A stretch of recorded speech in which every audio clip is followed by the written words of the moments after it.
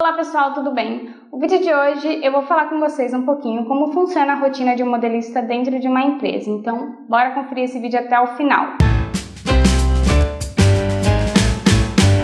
Eu anotei aqui algumas das funções para eu não esquecer nada, de passar nada para vocês. E eu tô fazendo esse vídeo para quem tá realmente se formando aí na área de moda, não sabe meio que caminho seguir, se vai para o estilo, se vai para modelagem ou para tantas outras áreas que tem que a moda oferece, para você trabalhar. Ou aquelas pessoas que estão aí fazendo um técnico mesmo de modelagem e não sabem realmente como que são as funções, o dia a dia de um modelista. Ou para você que optou por fazer cursos mais rápidos, de corte e costura, costura sob medida, que entra tanto a costura como a modelagem, ou até um curso de modelagem mesmo, desses que tem de 1 mês, 2 meses para fazer aí disponíveis, tá? Bom, então eu vou dar essas dicas para vocês, vou explicar bem certinho como que funciona dentro de uma empresa, mas tudo que eu vou falar para vocês é o que realmente acontece para funcionar. O que pode acontecer é ter coisas a mais. Às vezes você vai para uma empresa que tudo que eu vou falar aqui para vocês, você vai ver. E aí às vezes vai ter um pouquinho mais de rotina ali no seu dia a dia, tá? Então, eu peguei aqui meio que uma base mesmo do que é a função de um modelista para vocês entenderem um pouco. Às vezes um modelista, dependendo da empresa, vai fazer coisas que não demanda só a um modelista. Tipo assim, ele vai sair um pouco da função dele. Vai estender um pouquinho mais para outras coisas, tipo montar uma peça piloto. Isso não é uma função do modelista. Mas tem empresas que o modelista ele faz a modelagem e monta a peça piloto. Algumas empresas funcionam dessa forma, tá? Mas aqui eu tô falando características da função de modelista. Uma dos primeiros tópicos aqui que eu marquei é recebimento de croquis, passagem de croquis ou ficha. Isso é o momento onde senta o modelista junto com o estilista, às vezes os líderes ali de equipe da modelagem, da equipe de estilo, para para fazer ali a passagem de croquis. Mas ali eles conversam o quê? Assuntos referentes aos modelos que estão sendo passados. Então o estilista ele cria ali a coleção e ele não vai passar essa coleção inteira para o modelista fazer de uma vez só. Ele vai passando aos poucos, porque ele precisa de tempo para fazer a criação e o modelista também precisa de tempo ali para ir fazendo as modelagens. Então, ele vai passando esses croquis aos poucos, tá? Então, na passagem de croquis é onde a gente tira todas as dúvidas sobre a peça, sobre o que ele realmente espera da peça, na modelagem, caimento de tecido, a gente dá algumas dicas sobre acabamentos, porque alguns estilistas entendem de costura e é bem assim necessário, que entendam de costura assim como o modelista, tá? Então que ambos entendam sobre costura para poder se tornar um trabalho cada vez mais eficaz dentro da empresa, tá? Mas alguns não têm um pouquinho de noção assim, tanto na parte de modelagem e costura. Então o modelista ele vai estar ali para auxiliar nessa parte também, para dar algumas dicas falando se o acabamento que ele escolheu é o melhor acabamento, é o ideal para aquela peça. Se o que ele desenhou realmente vai dar o caimento, sabe, no tecido que ele escolheu para fazer aquela peça. Então, é um momento onde a gente troca as ideias, coloca as medidas, ele quer um recorte na peça, a gente define esse tamanho de recorte. Se ele vai colocar um bolso, a gente vai questionando se o bolso é falso, se o bolso é funcional. Tudo isso vai sendo colocado em pauta dentro dessa passagem de croquis, que geralmente é um tanto de croquis significativo, porque ele precisa abastecer ali o modelista para ter serviço para semana, 2 semanas, tá? Então, às vezes é passagem de 20, 15 croquis, tá? De uma vez só. E essas anotações a gente vai fazendo em ficha, para depois ir para a parte da modelagem, tá? Então, essa é uma das primeiras funções. Caso você entre numa empresa amanhã, talvez você vai entender como funciona ali o processo dessa empresa, eles vão te apresentar, vão explicar como que funciona ali o dia a dia e em seguida você já vai fazer passagem de croquis, porque você já vai ter que colocar a mão na massa, tá? Então, essa é uma das primeiras funções. Depois eu coloquei aqui modelagem, gradação, tabela de medidas para costura, tá?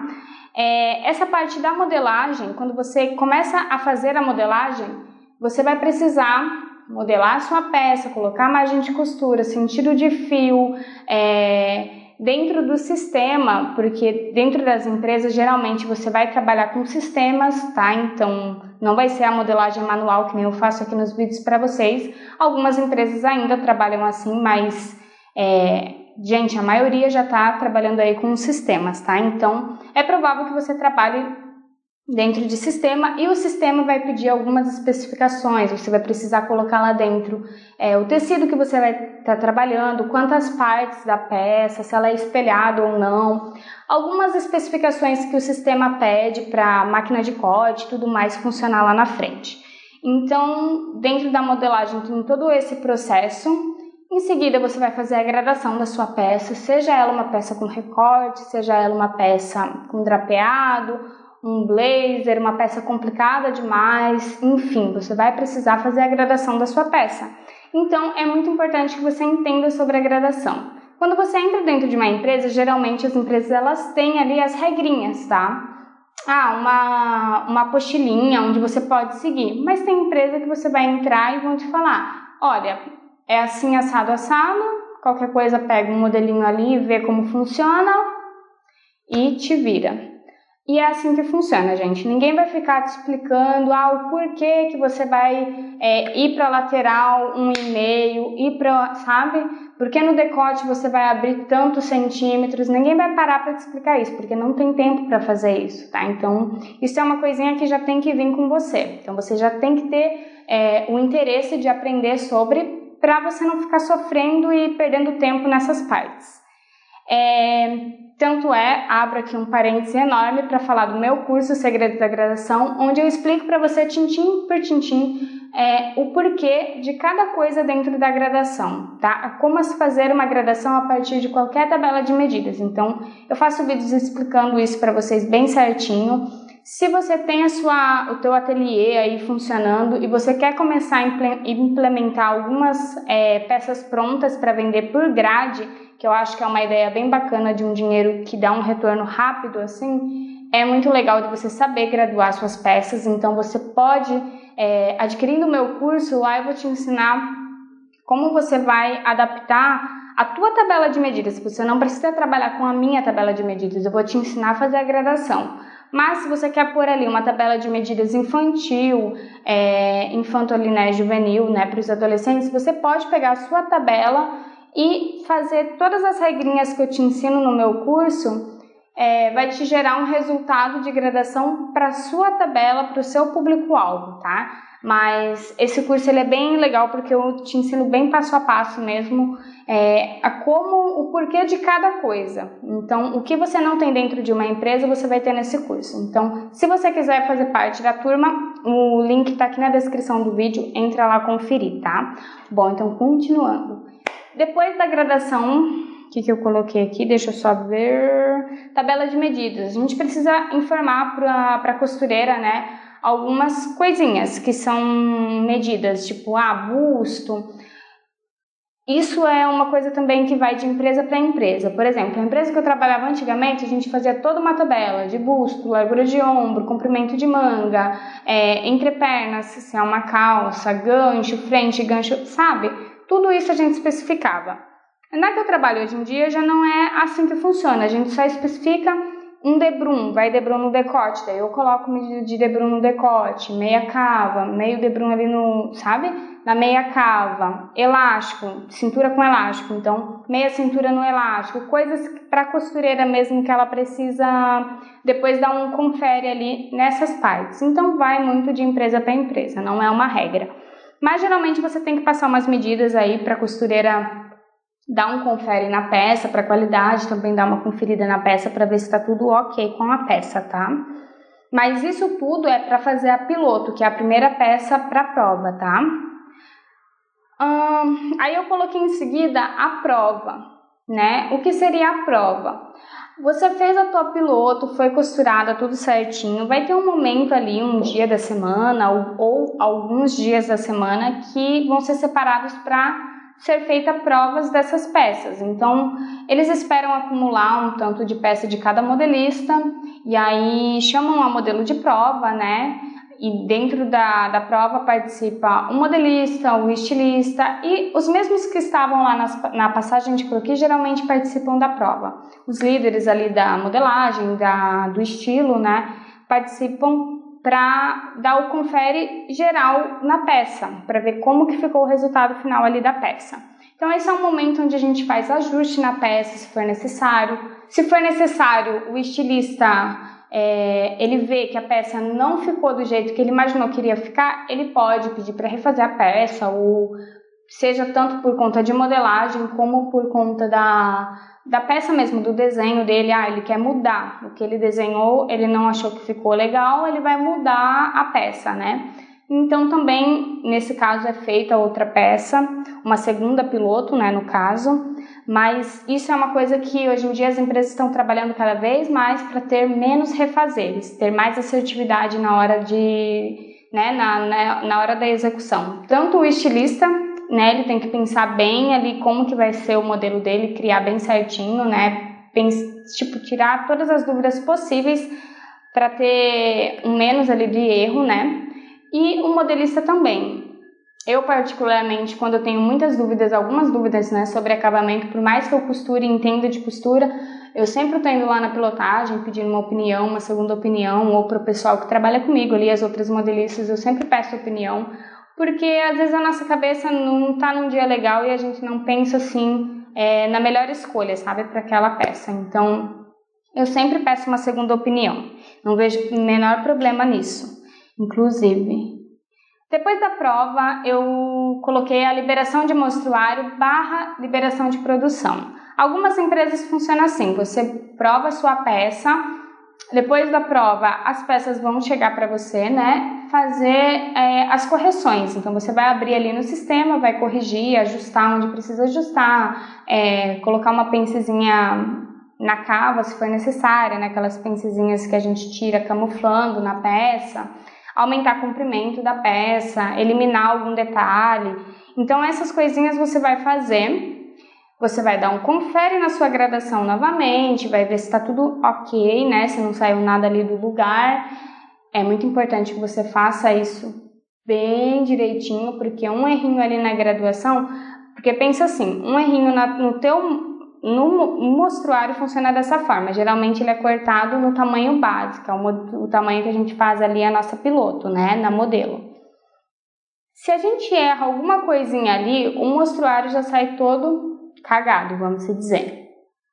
Então, um errinho já sai cagado. E o que acontece? Às vezes perde o mostruário inteiro. O mostruário é o que vai para a convenção para os fornecedores comprar aquela peça, né, que eles vão olhar ali, ver o que eles vão comprar ou não. E se tem ali um erro, às vezes a gente ferra o mostruário todo. E aí, gente, é dinheiro que a empresa vai perdendo. Então, vão sentindo aí a responsabilidade que é da função, né?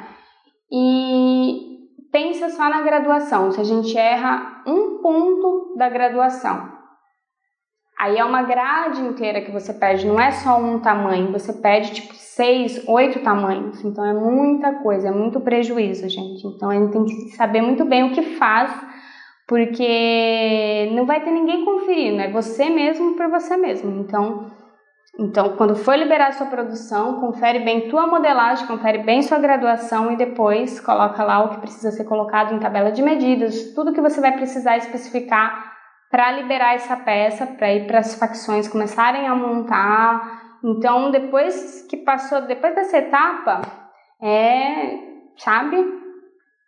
Oremos, porque tem que sair tudo perfeito mesmo para não dar prejuízo, tá? E aí, assim, eu coloquei... No todo seria geralmente isso. Às vezes tem empresa que depois da liberação de mostruário, que foi feita a venda para os fornecedores, se ainda eles viram que lá a modelo provou, né, o mostruário não ficou tão legal. Tipo, às vezes tem empresas que pegam o mostruário, uma peça de cada modelo do mostruário e prova novamente na modelo. Se a peça vestiu ok, já manda para frente, produção. Nem passa por você, muitas das vezes, tá?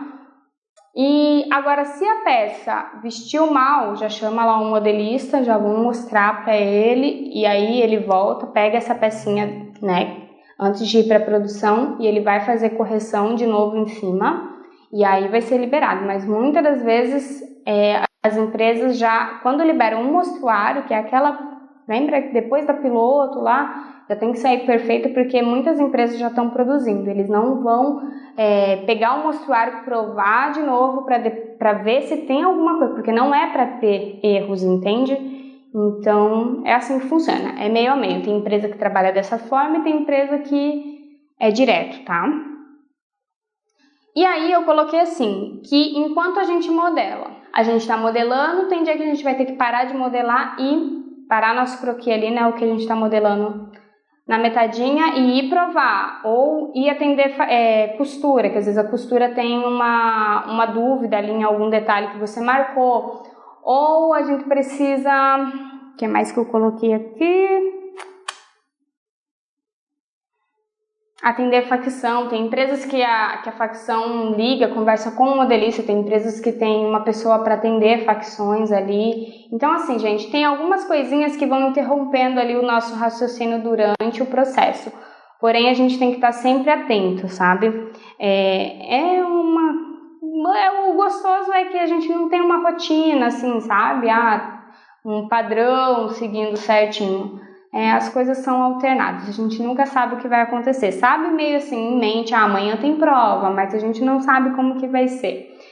E aí eu coloquei algumas coisas que entram por fora, tá? Tipo, tirar medidas de modelo. Se você trabalha, por exemplo, com um público infantil, que nem eu já trabalhei com público infantil, que as crianças davam para um mês só, tipo uma coleção, 2 meses, 3 meses. Elas crescem muito rápido, então a gente sempre precisava estar procurando um modelinho, medindo esses modelos, sabe? Mesma coisa numa modelo adulta, a gente geralmente tem que estar, vira e mexe, tirando as medidas dessa modelo para ver se ela está dentro das medidas. E dentro das medidas, gente, não é um padrão, tá? É porque assim, é medida infantil, é o padrão da empresa, da marca, tá? Não é que a modelo não pode engordar, não pode, às vezes a modelo tem que engordar, às vezes ela tá ali na academia emagrecendo e a gente precisa que ela engorde para ficar na tabela de medidas da empresa, tá? Não é que a gente quer estabelecer um padrão, é que cada marca tem a sua tabela de medidas, não tem como fazer uma peça sob medida para cada pessoa do público-alvo. Então, chega-se a uma conclusão de quem é o público-alvo dessa marca, e é assim que encontra essa tabela de medidas. Então, eu coloquei assim, tirar medidas de modelo, montar bases. Então, geralmente você, se está desenvolvendo aí um novo projeto, as bases estão dando muito erro, então vamos refazer a base, o modelista vai ter que refazer a base do zero, mas geralmente quando a gente entra numa empresa, a marca ela já tem ali as bases estabelecidas, isso acontece quando está dando muito problema da base, daí é refeito base, tá? Desenvolver tabela de medidas. Então, a empresa agora vai adquirir um público masculino e ela não tinha esse público masculino. Então, vamos aí, o modelista vai atrás, entendeu? Junto com o pessoal ali de estilo e tudo mais, ver quem que é esse público-alvo e vai ser desenvolvida uma nova tabela de medidas. Desenvolver graduação para determinados públicos. Então, se eu não tinha um público masculino ou se eu faço para um público adulto e agora a empresa vai adquirir um público infantil, a gente vai ter que correr atrás de como se gradua, né, para o público infantil. Então, meu curso está aqui embaixo, se você não sabe. E desenvolver peças para artistas, tá? Para alguns famosos. Então, às vezes a empresa, dentro da coleção, ela pode enviar alguma peça para um artista, mas artista geralmente se apresenta, vai em alguns lugares, eles precisam de peças mais glamourosas, vamos dizer, que não são peças do dia a dia. Então, às vezes as marcas, elas desenvolvem ali peças para esses artistas, então às vezes a gente precisa deixar um pouquinho ali a coleção de lado e focar nessas peças. E é isso, eu coloquei assim, bem resumão mesmo, para vocês só se inteirarem de como funciona, entenderem um pouco. Se vocês tiverem curiosidade sobre o curso, alguma dúvida, deixa aqui nos comentários, eu mando lá no Instagram que eu respondo vocês. Estou pensando em começar a colocar as vagas que eu vejo de modelista na área têxtil. Não precisa ser só modelista, mas de divulgar essas vagas que eu vejo em algumas empresas lá no meu Instagram. E deixa aqui nos comentários o que vocês acham, se vocês gostam da ideia de eu colocar vagas que eu sempre estou ali entrando e eu sigo bastante empresas aqui do ramo. Então, se vocês quiserem, eu posso estar divulgando lá no meu Instagram, lá no Stories, tá? Então, aproveita e me seguir, se você não me segue, tá? Vou deixar os links das minhas redes sociais aqui embaixo. Então é isso, espero que tenham gostado do vídeo. Comenta aqui o que você achou, se você já trabalha na área, conta aqui como que é a sua rotina, se funciona assim, se tem alguma coisa de diferente para eu saber. E é isso, a gente se encontra no próximo vídeo. Beijos!